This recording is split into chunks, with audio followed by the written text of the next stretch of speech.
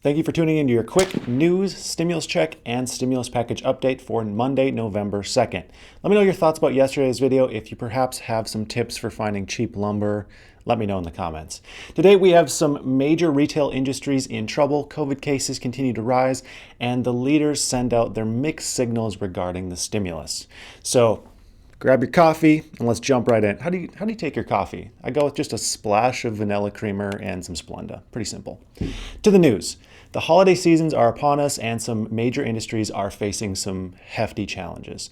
CBL and Pennsylvania Real Estate Investment are two of the largest B and C rated mall owners in the nation. This year, they found themselves having to file for Chapter 11 bankruptcy protection. CBL operates 107 properties in 26 states. The company has estimated its assets and liabilities in the range of $1 billion to $10 billion. That's quite the range. In that case, my moving company is worth somewhere between $9 and $8 million. Just kidding. Companies such as JCPenny filed for bankruptcy protection this year, allowing larger investors like Simon Property Group, who own A-rated properties, to purchase them out of bankruptcy. Some notable retailers, though, did not make it through the year and had to shut down their doors. Some of those retailers are Papyrus, the greeting card store with 450 locations. I actually had never heard of them before. 450 locations is huge, though. Other ones are Pier 1, Art Van Furniture, Modell's Sporting Goods, Roots USA, Stage Stores, RTW Retailwinds, Lord & Taylor, Stein Mart, and Century 21 stores. The companies that are surviving will face the next economic hurdle as the holiday season begins. Malls and other outlets are quickly becoming ghost towns as more people choose to shop online, especially as the second wave of COVID is just starting to hit. 18 states had record new cases last week, with the total new cases coming in at over 500,000. Alaska, Nebraska, Oklahoma, South Dakota, and Wisconsin all reported record deaths last week as well. Total cases in the U.S. stand at over 9 million, with 230,000 deaths and 3,600,000 recoveries. Dr. Fauci warned that the coming of winter will bring a spike in cases as families will be spending more time together inside.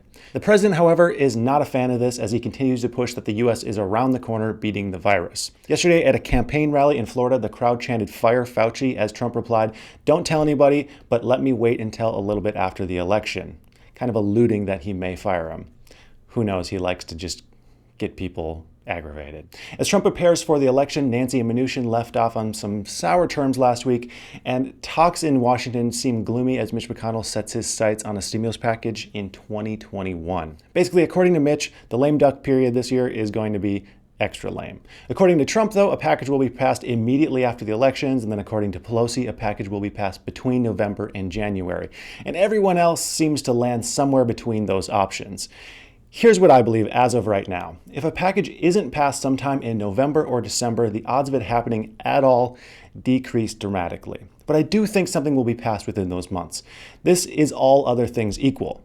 If we see something like more shutdowns or massive hikes in virus numbers, at any point in the future, the odds, of course, for another package will change drastically. The whole point of this additional relief is to make things better sooner. Yes, if there's never additional relief, we'll eventually be fine, but why not just make the pain a little bit shorter? I'm on the side of the economists who say now is not the time to overly worry about spending. Of course, there's limits to that statement, but you get the picture. I think of it in terms of business. Sometimes you need to spend more this year to make a little bit more next year. It's called an investment. The good news is that this week we will have an idea of the relationship between Mnuchin and Nancy. They both have been adamant for helping the people in the best way they can. So we can only hope that the last week's bad feelings were brought on by the heated election, which will thankfully be over very soon.